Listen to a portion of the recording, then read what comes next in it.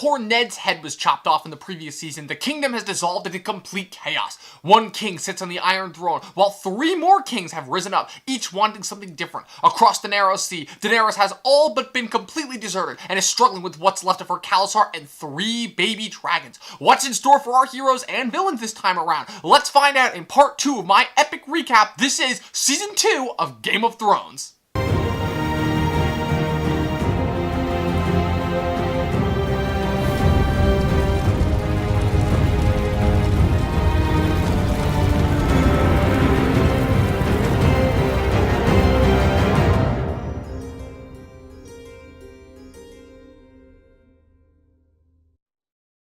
So this season started a very popular trend in the show that has continued even to this day. After last season proved to be extremely faithful to the first book in the series, A Game of Thrones, and also really only had about 3 to 4 storylines in total, this season really changed it up. For starters, it was the last season based entirely on one book, of course being the second book in the series, A Clash of Kings. Another major difference being that while the first season adapted the first book to a T with very few differences, this season started to change a few things up. Some to show that the show was going to be a completely different beast from the books altogether, and others simply because it just made more sense and it was easier to get across in the books. So this season picks up about a couple months after the events of the first book in King's Landing, on the shitty prince turned king Joffrey's name day, birthday, and he's doing what he does best, having his personal henchman, the Hound, beat the shit out of people for his own amusement that he calls a tourney. He has officially now progressed from borderline to full raging psychopath, having no mercy left to show and torturing any and all who both please and displease him, with poor Sansa Stark at the front of the line. Now granted, Sansa certainly wasn't the most likable character from the first season, but my god do I just want to give her a hug. Her dad's head cut off in front of her, everyone she grew up with either dead or far away, and forced to play to Joffrey's whims and wishes simply so that he won't have either his Kingsguard beat the shit out of her or pluck her full of crossbow arrows. I know the other show viewers were criticizing her earlier appearances because of how weak she appeared, but honestly, what would you even do in that situation? Luckily, help soon arrives in the form of everyone's favorite dwarf Tyrion Lannister, sent to King's Landing to serve as Hand of the King while his father, Lord Tywin, is waging war in the Riverlands. This pleases nobody, particularly his sister Cersei, who has despised Tyrion from the moment he was born due to the fact that his mother died giving birth to him. It also doesn't help with the fact that Tyrion knows about Cersei and Jaime's incest, the issue that started the event known as the War of the Five Kings. Nevertheless, he's there to help his family, and help do they need because my god are they in the shitter. We then fast forward to Dragonstone, an island several miles away from King's Landing where the Targaryens first landed when they came to Westeros millennia ago from Old Valyria in Essos. It is here that we are introduced to the now deceased Robert Baratheon's other brother, Stannis, played by Stephen Delane. Stannis is a hardened battle commander with years of experience under his belt. During Robert and Ned's rebellion against the crown, Stannis held the Baratheons' home castle of Storm's End during a massive siege, with his entire force almost starving to death until a smuggler named Davos Seaworth managed to smuggle in food for Stannis and his men. Davos, who's played by Irish character actor Liam Cunningham, now serves as Stannis' right-hand man, and rounding out Stannis' posse are his wife Selyse, his daughter Shireen, and the mysterious Red Priestess Melisandre from the Shadowlands of Esshai. Melisandre serves the Red God R'hllor, also known as the Lord of Light, a starkly different religion to the 7 gods of Westeros. Melisandre serves Stannis due to the fact that she believes that Stannis is a mythical figure from a prophecy of hers called Azor Ahai, a legendary hero who is believed to fight against R'hllor's enemy, the Long Night. Stannis is on the warpath, having received word from Ned Stark before his death about Joffrey's bastard parentage, and now, knowing that he is the rightful heir to the throne, he is dead set on getting what he believes is his. And unlike Ned, he's not going to let the idea of murdering children get in the way of what is truly his. So he begins gathering together his forces for a direct attack on King's Landing, but there's only one problem. His and Robert's pesky younger brother Renly has gotten the idea in his head that he deserves to be king more than Stannis does, despite Stannis' rightful claim to the throne. Meanwhile, in the Riverlands, we visit the last king, Robb Stark, the newly crowned king in the north.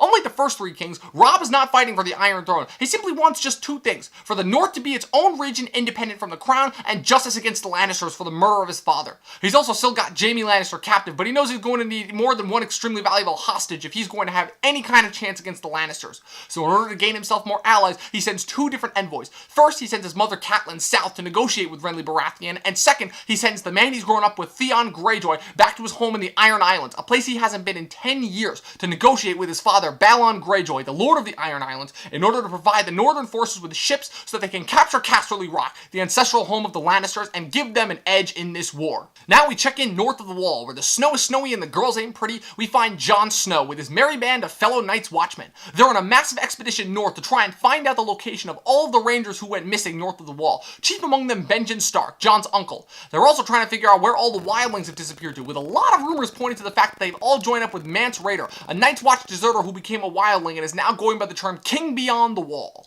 So on their journey north, the Watch stops at a small pit stop called Craster's Keep, which is run by Craster, a wildling and self-proclaimed man of God. Craster is a notorious incestuous bastard. All of his women who is running his small fort are his wives, whom he breeds new wives with.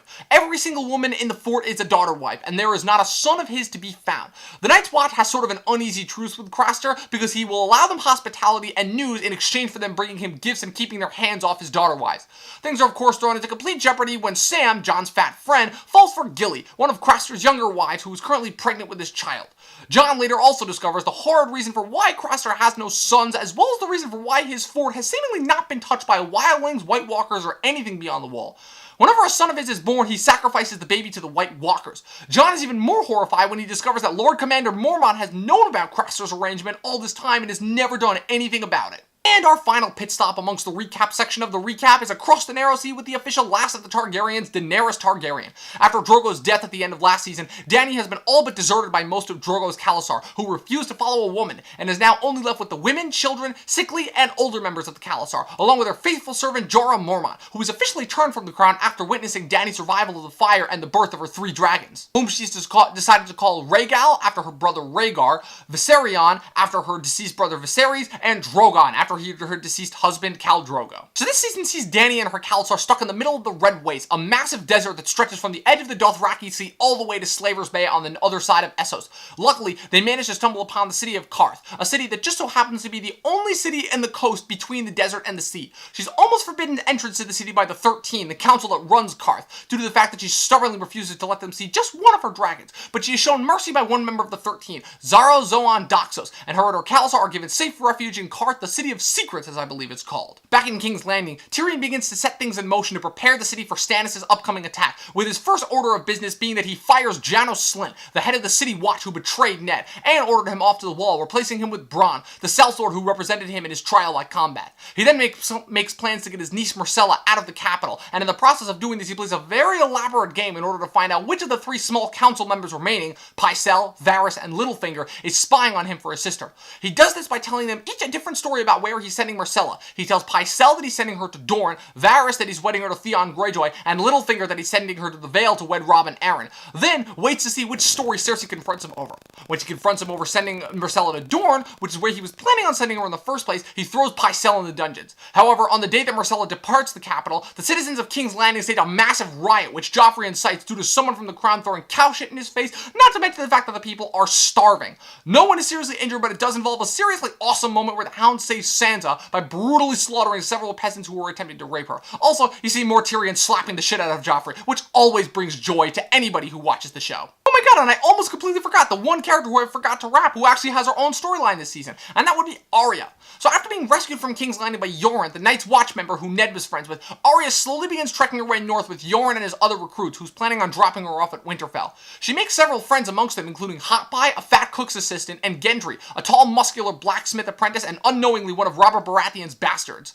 This all ends in tragedy, however, when several Lannister soldiers butcher the camp while looking for Gendry, as Joffrey had ordered the death of all of Robert's bastards throughout the city, and Yoren and several other recruits are killed. Arya, Hot Pie, and Gendry are captured and taken to Harrenhal, an ancient castle in the center of the Riverlands that was burned to the ground ages ago by Balerion the Black, the dragon that belonged to the first ever Targaryen that crossed the Narrow Sea, Aegon Targaryen. During the initial fight, however, Arya had actually freed free prisoners, one of whom turned out to be a Braavosi assassin named Jaqen H'ghar. Once at Harrenhal, Arya is made the cupbearer to none other than Tywin Lannister of all people, and ends up serving him for most of the season, as he's made his base at Harrenhal. However, Jaqen, who is now undercover as a Lannister soldier, tells Arya that because she freed him and his 2 fellow prisoners, he will now kill 3 people of her choosing due to the fact that in Braavos, the free city, he served this thing called the Many-Faced God, and now he believes that because 3 lives were taken from the Many-Faced God, he now needs to kill 3 people in order to repay the debt to his god. Now, Arya completely wastes her first two choices on Tywin's torturer, the Tickler, and one of his knights, Sir Amory Lorch. But after Tywin sets out from Harrenhal, leaving Gregor Clegane in command, Arya manages to convince Jaqen to help her, Gendry, and Hot Pie escape by saying his name as the third name. Once they've escaped before he departs, Jaqen gives Arya a Braavosi coin and tells him that if she ever needs to visit him in the free city of Braavos, to give that coin to any man from Braavos and say this phrase, Valar Morghulis, or all men must die. Meanwhile, Tyrion sends Littlefinger after Catelyn Stark in order to negotiate potentially trading Sansa for Jaime. Cat arrives in the south in order to meet with Renly, who is allied with the Tyrells, the rulers of the massive region in the south called the Reach, by marrying their daughter, Margaery Tyrell, the sister of Loras Tyrell, also known as the Knight of Flowers and also Renly's secret lover. Cat attempts to negotiate with Renly, however Stannis shows up to negotiate with Renly as well, and Stannis is not as nice when it comes to negotiating with Renly. And when Renly refuses to ally himself with Stannis, Stannis has Davos smuggle Melisandre into the shore secretly, where Melisandre shows off her shadow powers by birthing a shadow demon assassin that was sired by Stannis. Just as Cat is finally beginning to negotiate alliance between Renly and Robb, the shadow assassin oozes into the tent and stabs Renly, killing him. Cat is forced to flee with Renly's bodyguard, a large woman named Brienne of Tarth, who is blamed for the murder. Taking full advantage of the situation, Littlefinger then manages to sway the Tyrell forces to the Lannister side, appealing to Margaery's desire to be queen of the realm and Loras' desire for revenge for Renly's murder. Cat and Brienne then manage to make it back to Robb's camp in the Riverlands, where Brienne swears to serve Catelyn. Meanwhile, unfortunately, while Cat was in the south, Robb has fallen in love with a Lysani nurse named Talisa and ends up marrying her, which brings us to our first major difference between the books and the show. In the books, Robb is injured while participating in a battle and is nursed back to health by Jane Westerling and ends up marrying her out of a sense of honor. In the show, Robb falls head over heels for an exotic nurse from a foreign land who has a righteous need to help nurse people, and the two fall madly in love with each other. But whether he's falling for his own native Westerosi or falling for a foreign beauty, Robb has made a fatal mistake because he just broke a massive promise that he made to the Freys, one of the River Lords who promised him soldiers and a bridge across the Trident, which is the massive river that crosses through most of Westeros, in exchange for marrying one of Lord Walder Frey's daughters. So he's just broken a massive promise. We then fast forward to Theon, who has just arrived home on the island of Pike for the first time in 10 years in the Iron Islands. Now, a little bit more history, because one of the reasons why I love this show so much, as I said, is because it has such a rich history. About 10 years before the start of the series, 10 years after Ned and Robert's rebellion against the crown, Theon's father, Balon Greyjoy, rose up in open rebellion in order to achieve the Iron Islands' independence, believing that he could take advantage of the scattered and disarrayed kingdom. This, however, proved to be a fatal miscalculation, as the kingdom proved to be far more united than he could have possibly anticipated, and he ended up losing his two elder sons, Roderick and Meryn, Theon's older brothers, as well as losing most of his fleet to Stannis Baratheon. After the rebellion was quickly squashed, Balon bent the knee, and Theon was taken to be Ned's ward, to be looked after and raised as one of Ned's own, and to be killed if Balon ever rose up in open rebellion again. So Theon arrives home for the first time in 10 years, hoping to get a warm welcome, and what does he get? An extremely weird cock tease from his older sister Yara, who he hasn't seen since he was little, and his father insulting him and calling him weak, stating that because he's become so acclimated to the northern ways that he's forgotten his Ironborn roots. Theon shows him Robb's terms, which state that if the Greyjoys ally themselves with Robb, he will grant the Iron Islands the independence they've been seeking for ages. Balon, however, proven to be just as stubborn as he was years ago, instead decides to take advantage of the chaos in the kingdom and crowns himself the king of the Iron Islands and sends his Ironborn soldiers to attack the north since Robb is not there to defend it. Then, wanting to prove to his father that he is truly Ironborn, Theon proves to be the ultimate dick and betrays Robb, leading a small band of Ironborn into the north and capturing Winterfell, calling himself the Prince of Winterfell, and he forces poor Bran, who's been in charge of the castle ever since Robb left for war, to surrender the castle to him, executing Sir Roderick Cassel, one of the oldest liege knights in Winterfell, right in front of him. However, Bran and Rickon managed to escape with help from Osha, a wildling that Robb and Theon managed to capture in Season 1, and who was made to serve the Starks, along with Hodor, the giant dim-witted stable boy, and their two direwolves, Summer and Shaggy Dog. Theon follows in hot pursuit but is unable to catch them. Angry and wanting to send a message, he kills two farm boys and burns their bodies in order to substitute them for Bran and Rickon, but Maester Luwin discovers that Osha simply took the boys a certain distance and then doubled back around, hiding the four of them and the two direwolves in the crypts, the tombs of Winterfell. In response to the supposed deaths of his younger brothers, Robb angrily has one of his bannermen, Roose Bolton, send word to his bastard son in the north to muster a large force to take back Winterfell from the Ironborn. Yara arrives in Winterfell to warn Theon and bring him home, but Theon stubbornly refuses to leave and attempts to muster the 10 men he has left in Winterfell to fight against the massive northern force that is coming for them, but he's instead knocked out by his lieutenant Dagmar Cleftjaw, and the Ironborn depart from Winterfell, but not before stabbing Maester Luwin and burning Winterfell to the ground. Upon emerging from the crypts, Bran, Rickon, Osha, and Hodor discover that their home is gone and Maester Luwin dying in the woods. After making Osha promise to keep the boys safe, Luwin has Osha kill him out of mercy, and the four of them depart for the Wall to meet up with Jon. But they're unaware that Jon is not actually at the Wall, as the Night's Watch expedition manages to reach their target, the Fist of the First Men, a cluster of large rocks that make up a small mountain that supposedly served as the first place where the Westerosi ancestors, the First Men, touched down when they came from Essos. Here, the expedition rendezvous with several rangers that were intending to meet up with them, led by Qhorin Halfhand, the chief ranger. Qhorin confirms what Craster already told them, that Mance Rayder is gathering up the wildlings for an assault on the Wall. Qhorin wants to lead a small party to infiltrate the wildlings and kill Mance before they get a chance to attack the Wall, and Jon volunteers to go with him. The Halfhand's expedition stumbles upon 4 wildlings and manages to kill 3 of them, but Jon cannot bring himself to kill the 4th, a red-headed, attractive female wildling named Ygritte. He ends up separated from the Halfhand's group while attempting to lead Ygritte back as a prisoner, but this ends in complete failure when Ygritte lures him into an ambush, in which Jon discovers that Qhorin has already been captured and the other rangers have been killed.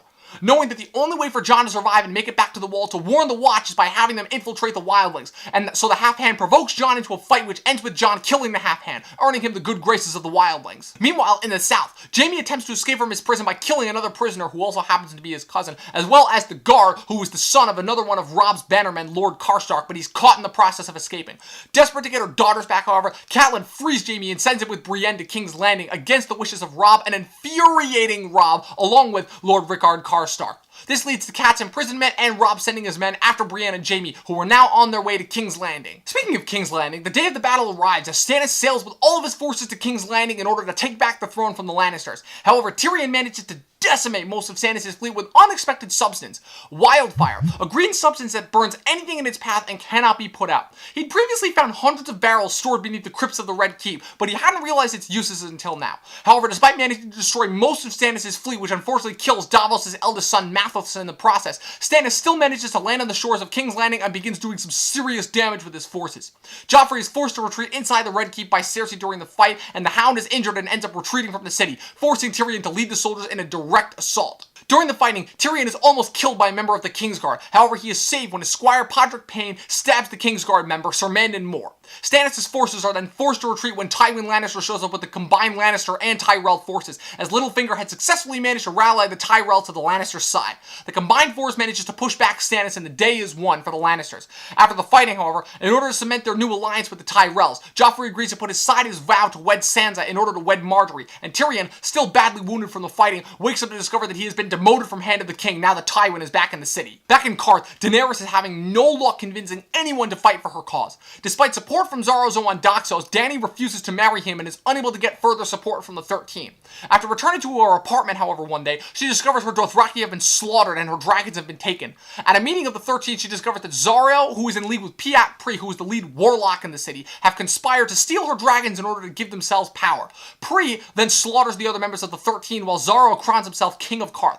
Daenerys travels to the warlock's headquarters, the House of the Undying, in order to get her dragons back, where inside she has several visions of the future and the past, seeing such images as the Iron Throne covered in snow, as well as Khal Drogo holding her unborn son. She finally manages to find her dragons, but is cornered by Pri, who stupidly overestimates what her dragons are capable of.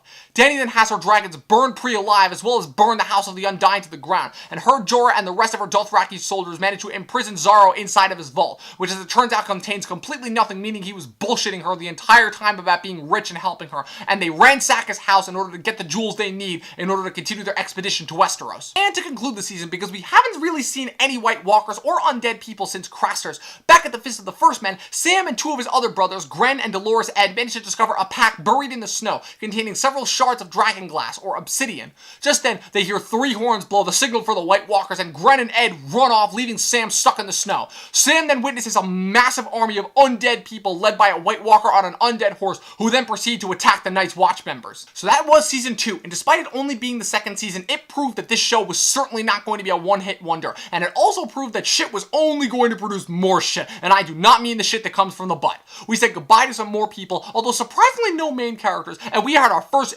epic battle sequence. But above all, this season really proved that David and DB were really trying to do something that was going to go in a different way than George had originally planned.